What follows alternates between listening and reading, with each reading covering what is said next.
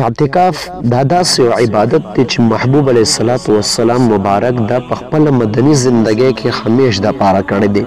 لکه ام المؤمنین حضرت عائشہ صدیقه رضی الله تعالی عنها مبارک فرمای چې محبوب علیه الصلاة والسلام مبارک کله مدینه منوره ته راغی نو مدینه منوره کې محبوب علیه الصلاة والسلام مبارک د همیشه د پاره اعتکاف کړي تر دې پورې چې مبارک د دنیا نه پرده شو.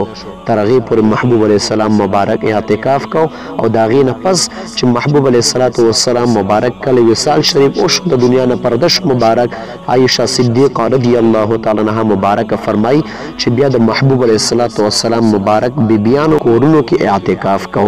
نو اعتکاف داسې یو عبادت دی چې د محبوب علیه الصلاة والسلام مبارک د مدني زندګۍ همیشوالي والا عبادت دی د دې ډېر زیات اجر او ثواب دی.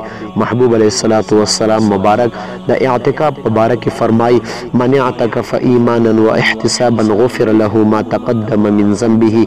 کم یو انسان چې د ایمان او د الله تعالی نه د ثواب امید لرو او د ثواب په نیت باندې د الله تعالی د رضا لپاره اعتکاف وکړو د رمضان مبارک په دې اخرنو لسو ورځو کې محبوب علیه السلام مبارک فرمای غفر له ما تقدم من ذنبه. د دې انسان چې مخکې واړه کوم ګناهونه شوي رب ذوالجلال د دې اعتکاف په برکت سره د مخکینی واړه ټول ګناهونه د تور معاف کی. او حضرت عبدالله ابن عباس رضی الله تعالی عنهما مبارک فرمای کم یو انسان چې د الله تعالی د رضا لپاره صرف یو ورځ اعتکاف وکړو صرف یو ورځ د الله تعالی د رضا د حصول لپاره اعتکاف وکړو الله تعالی به د انسان به د جهنم د اور نه درې خندق لري کی او د هر یو خندق په میانځ کې فاصله څومره ده لکه څومره چې د ځمکې نه د اسمانه پورې فاصله ده دغومره به الله تعالی د دې انسان او د جهنم په میانځ کې فاصله پیدا کی په یو خندق سره. او چې درې خندق شو نو یعنی درې ځله چې اسمان او ځمکه خپلو کې سره څومره لرې دي الله تعالی به دا انسان د جهنم د اور نه دومره لرې کي. همدغه رنګې محبوب علیه الصلاة والسلام مبارک یو بل حدیث شریف کې فرمایي چې اعتکاف 10 فی رمضان کحجتین و عمرتین. اعتکاف د رمضان المبارک یعنی د روژې په میاشت کې د اخرې 10 ورځو اعتکاف چې کوم دی کوم چې مسنون اعتکاف دی وي دا چې چا وکړو او دا اعتکاف چا اهتمام سره وکړه د الله تعالی د رضا دپاره الله تعالی د دې انسان دپاره د 2 حجونو او د 2 عمرو ثواب لیکي. نو په یو اعتکاف سره الله تعالی انسان ته د 2 حجونو د 2 عمرو ثواب ورکي. او دا داسې یو عبادت دی چې د الله تعالی رضا هم په دې عبادت کې حاصلیږي. او انسان چې تر څو پورې په اعتکاف کې ناست وي نو د انسان په اعتکاف کې عمل دا وي چې دی کله یو مونځ ادا کړي نو د بل مونځ دپاره انتظار کوي. یو مونځ چې کله وکړي بیا د بل مونځ انتظار کوي چې بل مونځ به راځي زه به بل مونځ ادا کوم. او د دې مونځ چې کله یو مونځ یې وکړو د بل مونځ انتظار کوي د دې په باره کې د محبوب علیه الصلاة والسلام مبارک حدیث شریف دی. محبوب علیه السلام مبارک فرمای من جلس مجلسا ينتظر الصلاة فهو في الصلاة.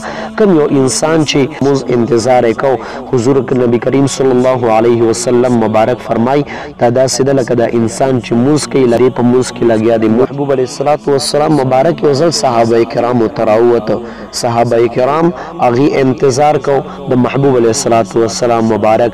دغه ورځ باندې صحابه کرام فرمای چې زمونږ د مونځ ډېر ناوخته شوی د ماخوستن ده تقریبا نیمې شپې ته رسېدلی.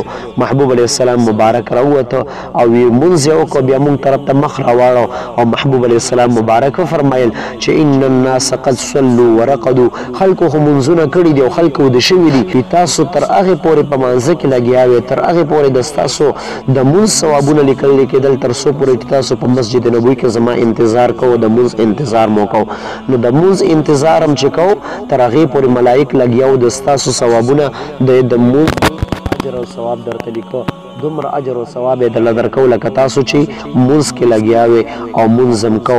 او محبوب علیه الصلاة والسلام مبارک فرمای کم یو انسان چې مونځ وکړي او بیا په دغه ځای باندې کښېني کوم ځای کې چې مونځ ادا کړی دی تر څو پورې چې دی او بیودسه شوي نه نو ملایکې د ده دپاره دعاګانې غواړي اللهم اغفر له اللهم ارحمه. الهه په ده باندې رحم وکړه ده ته مغفرت نصیب کړه.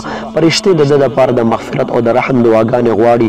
او دا کوم ځای کې حاصلیږي دا زمونږ او د ستاسو دپاره الله تعالی په اعتکاف کې ډېره زیاته اسانه کړې ده. ورونو اعتکاف دا یو داسې عبادت دی چې په دې کې د الله تعالی رضا